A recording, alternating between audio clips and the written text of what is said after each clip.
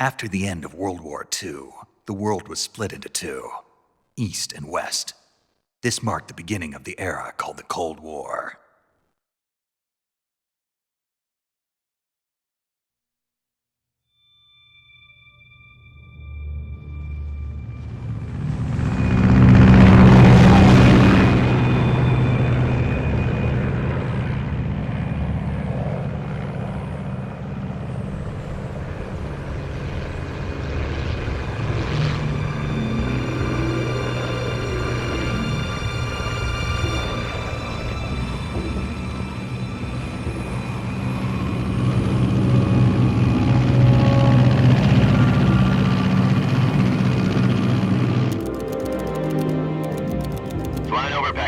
Altitude 30,000 feet.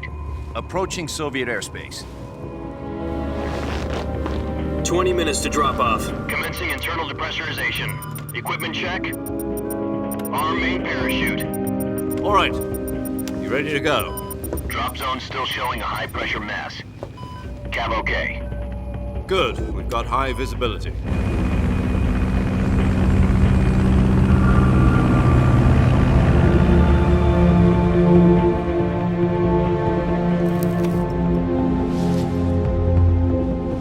Put out that cigar.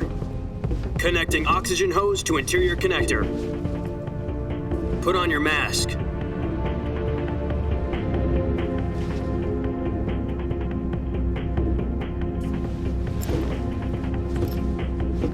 Does this panty waste know what he's doing? Approaching release point. 10 minutes to drop off. Hey, are you deaf? He said put out the cigar and put on your mask.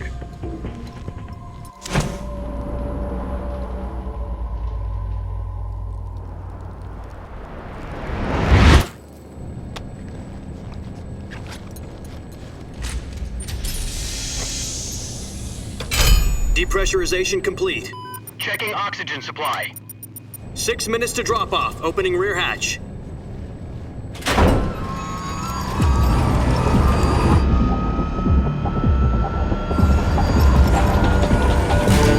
Sunrise.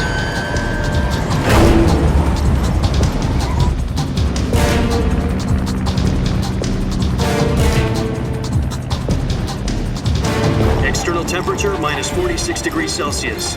2 minutes to drop off. Stand up. You'll be falling at 130 miles per hour. Try not to get frostbite from the wind chill. 1 minute to drop off. Move to the rear. Activate bailout bottle. This is one for the history books. The world's first halo jump. 10 seconds to drop off. Stand by.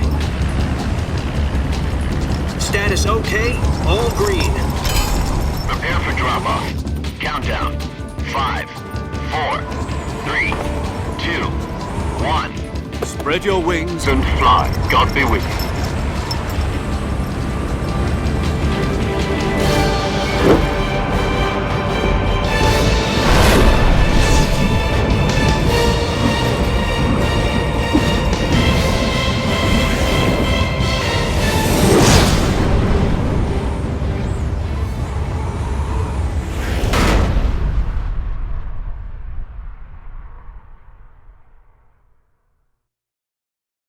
Jack, I've got some important news. The head of the CIA has finally given us the green light for the Virtuous mission. Virtual mission? No, the Virtuous mission. The future of our Fox unit depends on it. If it succeeds, we'll be officially organized into a unit. Virtuous mission? Sounds like some kind of initiation ritual. You know, don't get cocky. This isn't a training op. Right. So what exactly is this wonderful mission? Well, about 2 years ago, a certain Soviet scientist requested asylum in the West through one of our moles. His name is Nikolai Stepanovich Sokolov. He's head of the OKB-754 Design Bureau, one of the Soviets' top-secret weapon research facilities, and the East's foremost expert on weapons development. Sokolov? Isn't he that famous rocket scientist? The very same. On April the 12th, 1961, the Soviets achieved the first manned spaceflight in history. The Earth was blue, but there was no God. Well spoken. The rocket that carried Yuri Gagarin into orbit was the A-1, known as the Vostok rocket. Sokolov is said to be the man most responsible for the multi-engine cluster used in that rocket. After Gagarin's flight, Sokolov left rocket development to become the head of the newly established Design Bureau. From a lowly technician to head of a design bureau, that's quite a success story, so why'd he want to defect? It seems he'd become afraid of his own creations. Afraid? Call it a crisis of conscience. And for that, he left his country and his family behind and went over the fence? Not exactly. One of his conditions was that his family was also to be taken safely to the west. We used a mole to get the family out first and succeeded in sneaking Sokolov over the Berlin Wall shortly afterwards. I was the one who conducted the operation. The security on the eastern side was still full of holes back then. Then what? We got Sokolov over in one piece, but the whole ordeal had left him exhausted, and we checked him into a hospital in West Berlin. It took him 2 weeks and more than 600 miles to get from the research facility in the Soviet Union to Berlin. He was in no condition to say anything coherent. And it was only a week later that we had something much bigger on our hands. The Cuban Missile Crisis. October the 16th, 1962, President Kennedy received word that the Soviets were in the process of deploying intermediate-range ballistic missiles in Cuba. The President demanded that the Soviets dismantle and remove the missiles. At the same time, he announced a naval blockade to prevent further missile shipments from reaching Cuba. But the Soviets didn't back down, instead placing their armed forces on secondary alert. Soviet transport ships carrying missiles continued on course towards Cuba. US and Soviet forces went on alert for an all-out nuclear war. Frantic negotiations were conducted through the UN's Emergency Security Council and unofficial channels to end the hair-trigger standoff. Finally, on October the 28th, the Soviet Union agreed to remove its missiles from Cuba, and so the world avoided a nuclear holocaust. But in order to get the Soviets to pull their missiles out, we had to make a deal. You mean the one where the US agreed to remove its IRBMs from Turkey? No. The Jupiter IRBMs deployed in Turkey were obsolete, and we were going to get rid of them anyway. They had no strategic value whatsoever to either the US or the Russians. The Turkey deal was a ruse, a cover story that was fed to the other intelligence agencies around the world. So what did the Russians really want? Sokolov. They wanted us to return Sokolov. You mean the Soviets pulled out of Cuba just to get their hands on Sokolov? That's right. What the hell was he working on? At the time, we had no idea. We were running out of time. It was either give up Sokolov or risk full-scale nuclear war. In the end, we had no choice. President Kennedy gave in to Khrushchev's demand. The next day, I got Sokolov out of the hospital, handing him over to agents on the eastern side. Sokolov kept on screaming, "Save me," until he disappeared from my sight. Then a month ago, we received some new information from one of our moles. About Sokolov? Yes. He was taken back to the research facility and forced to continue working on the weapon in question under KGB supervision.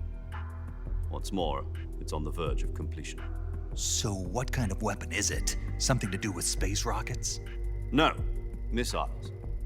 Same technology. I guess you're right. We don't know the details, but it appears to be a new kind of nuclear device. For half a year now, the Soviets have been conducting frequent nuclear tests at Semipalatinsk. Something to do with the weapon, I assume. We're talking about a secret weapon so big that Khrushchev was ready to pull out of Cuba to get it back. Is Sokolov still in the facility? No, according to our intelligence, he's in Selinoyarsk, a place in the mountains about 3 miles to the west that's known as the Virgin Cliffs. The Virgin Cliffs. Nice name for a virtuous mission. They moved him there just recently. Why?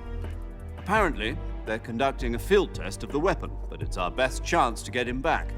This mission would never have been possible if he was still in the research facility. This is our last chance. Sokolov must have known that too when he contacted us.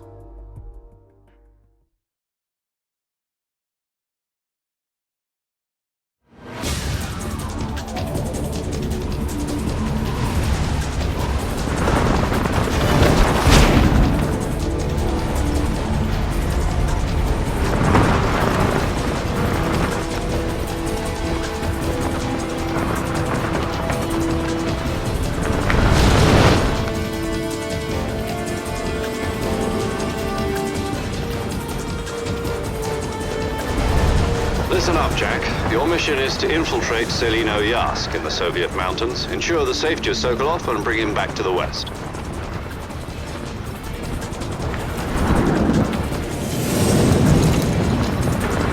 If we don't get Sokolov back before that weapon is complete, we'll be facing a major crisis. The clock is ticking.